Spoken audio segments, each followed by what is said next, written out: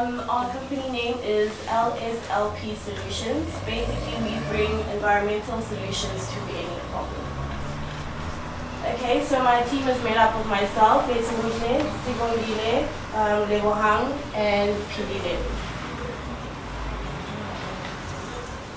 Okay, so the first problem that we noticed in Grahamstown is the illegal dumping and ineffective recycling system that is currently in place. So this was driven by our passion about the environment, and we wanted to reduce the pollution and the negative effects of landfills. So basically, we aim to encourage sustainable living while providing an easy and effortless management system. Okay, so the product that we came up with is basically a recycling bin. It's a 3 or 4 compartmentalized bin, and we have different designs. This one is more for the outdoor, and the previous one is more for the indoor. So this is a prototype of our dustbin, and you open each compartment and you put your rubbish in each. So it's labeled paper glass, and then you have a removable section which you can pull out and then remove your refuse and then put it back inside. Okay, so our value proposition is that we provide a unique system, a unique product. It's going to be cheaper and more convenient than having separate multiple bin systems like you see over here. We have the plastic and then the paper one. So it also opens up opportunity to reduce our carbon footprint. Okay, so our main customers, firstly the Makana municipality. They'll be the ones who are to purchase the bins and then supply them to the general public. Also residents are more than welcome to buy the bins for themselves. Okay, now our critical assumptions were about 7. The first one was that the municipality will be able to accept the idea and the way as a will to purchase or invest. The second one was that the residents will want to use the bin, and that illegal dumping only happens in the townships. The fourth one was that there is a need for waste setting, and that the municipality has enough vehicles to collect rubbish. The sixth one was that we'll be able to get funding for the study or for the project, and our project is going to be made. So to test our first critical assumption, we interviewed Makana environmental manager.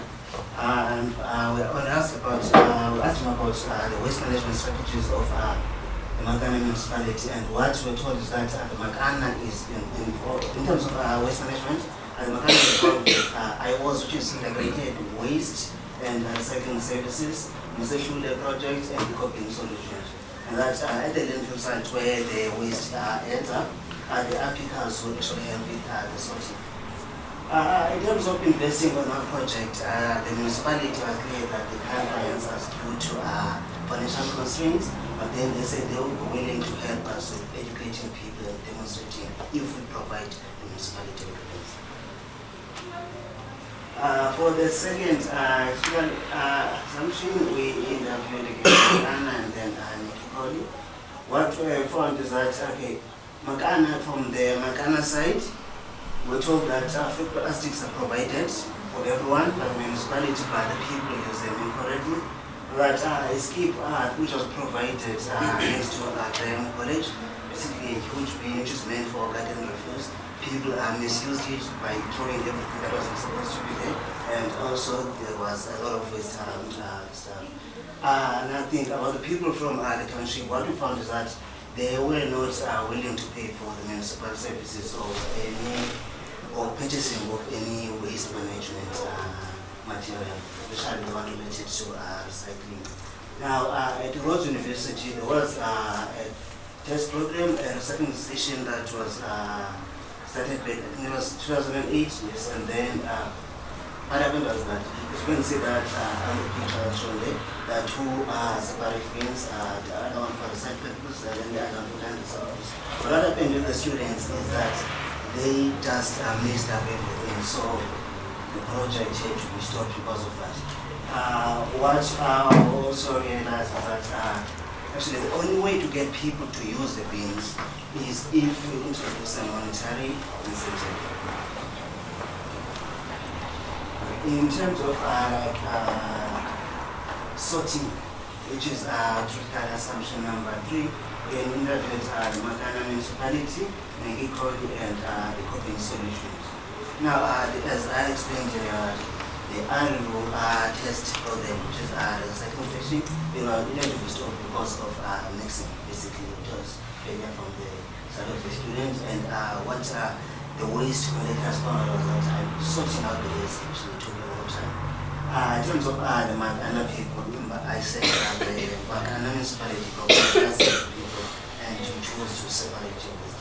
Now, what happens is even though people try in terms to separate their waste, the truck that's responsible for collecting the waste, it mixes everything up, so now that becomes a problem when sorting is necessary. Now, the guys at Ecoping Solution, which is a company in Grahamstown, is responsible for waste collection in each and every household, and in terms of payment, each and every individual is responsible for the collection service. Okay, so what we found is that there is a need for a pre-sorting, and that the Ecoping Solution guys were willing to collaborate with our product. Okay, our fourth critical assumption was that the municipality has adequate vehicles for waste collection, and we found out that Makana does have a vehicle but is plagued by breakdowns. Masishule also had a vehicle which was also plagued by breakdowns, and during the Rhodes test program with the recycling, they were dependent on the Masishule truck, but it was hindered by the constant breakdowns of the truck. Ecoping Solution has ability to collect waste from individual households, but this is paid out of pocket, separate from the municipal bills. So there's like a subscription fee of which they pay 99 Rand a month, and they take the dirt, separate it, and they get a bag of compost at the end of the month. We conclude from this that a mutually beneficial partnership is necessary for us, and partnershiping with Ecoping Solution is one of our best options. Then our fifth critical assumption was that we were able to obtain funding. So we got into contact with Makana Municipality, Nekikali, NASPERS, IWOS, Palico, and Ecoping Solutions. Makana could not fund us, Rhodes could not fund us, but they did say that they were interested in the system, and if we could provide it at a low cost, then they would be into it.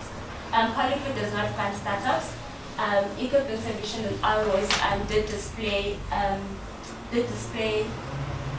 interest for partnership and requested a proposal.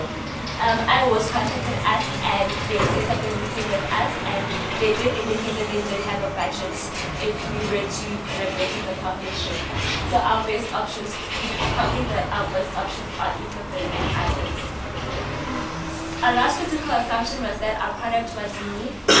These were samples provided at the National Arts Festival, which are a system that is sort of similar to our system, but they're very bulky, and none of the bins fit into a house. So then, and none are made for indoors. So then from this, we conclude that to make our product more unique, we should use a different type of material. So we decided on a bioplastic, and the bioplastic further adds that element of uniqueness to our product. So we went further and we actually created our own bioplastic by cooking it in the pots. So using household items that were cheap and easily obtained. So the impacts of all of this research on our product is that our overall findings do not change our product. It changes the way that we are going to introduce and implement our product, and also who our customer is. Our biggest customers right now and early adopters may be Ecoping Solutions or IWOS, and a change in funding strategy and potential partnerships happened. After all the research that we conducted, we started to change our critical assumptions, and these are new critical assumptions that we Ecoping Solutions and IWOS will become willing investors and interested in a partnership. The second one is that Ecoping Solutions or IWOS who will help us or who will be willing to manufacture the product with us. And then our company, LSLP Solutions, will be involved in the manufacture of the product. And households will be willing to buy, but only if there's a monetary incentive to increase the correct use of the bin. And we also assume that EcoBin Solutions or ours, due to our partnerships, will do the collection for us. And possible additional plans to include Rhodes University or the local schools in Grahamstown. And from this are our future goals. We are hoping to actually make a prototype bin made of the bioplastic. And also we plan to create proposals that we will send to EcoBin Solutions and IWOS, and also set up with appointments. We already made an appointment with Mark Price from IWOS. We plan to meet with him next week. Also find a potential manufacturer in Grahamstown or whomever is cost effective, and also create a financial plan. What we've learned from this program, we've learned that to believe in your dream, it's really crucial. And also we've also learned that coming up with an idea is easy, but putting it into action is really difficult. We did come up with ideas at the beginning, and throughout the week we've been trying to implement this idea, put it into action, and it's been very difficult for us. Also the business photo canvas, I don't have a picture of it. We learned it this week. It's something that is very time-saving and effective. We did our offer project and it took us like months to come up with a business plan, but with the business canvas, we did it in like 2 days. And also another thing we've learned is that to have no fear and send the email. Like at the beginning we were afraid to send the emails to EcoBin Solutions or ours, but in the end it worked out. They replied us, no fear, but to send the emails. And that's just becoming an entrepreneur requires serious dedication to executing your ideas. It's not just coming up with an idea and then you just do it, but it needs dedication and hard work. And we also learned that it's not easy obtaining funding. And also that prototype sketches and models are crucial for idea presentation. And the last thing is venture capitalists are good for expansion, not for startup. Thank you to everyone. Thank you to Zach and Jad for teaching us about the business model campus, everything we've learned this week. For Tshidi and the business school for making this happen. We really learned a lot, and everyone else who came to listen to our business idea and our class.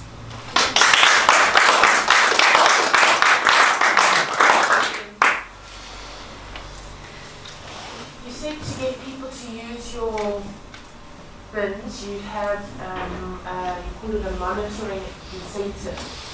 What were you thinking about? Monetary. Was it monetary? Oh, okay, I thought you said a monitoring incentive. Okay, thank you. Sorry, what categories of waste have you guys settled on? For glass, paper, plastic, and organic waste. Do households generate those in equal volumes? No. So the reasoning behind the renewable separate bins is that when you decide that this bin is full, then you're going to remove it yourself and go to the skip. There's actually a skip in town where you weigh your recyclable goods and you get money for those recycling. So the removable thing is easier for you as a person, on your own personal account to. Would you maybe consider restructuring the kind of volume that you give to each separate fraction to kind of accommodate them, so that rather than people going when it's full, they go once a week and they know they get this much in terms of paper waste, this much in terms of plastic, this much in terms of organic waste? The skip is open to anyone at not any time, but like it's from 8 to 5. So it's open to anyone at any point when you feel like you want to go. Because it's the buyback center is based on weight. So the weight of your plastic, so the higher the weight, the more money you get. Yeah.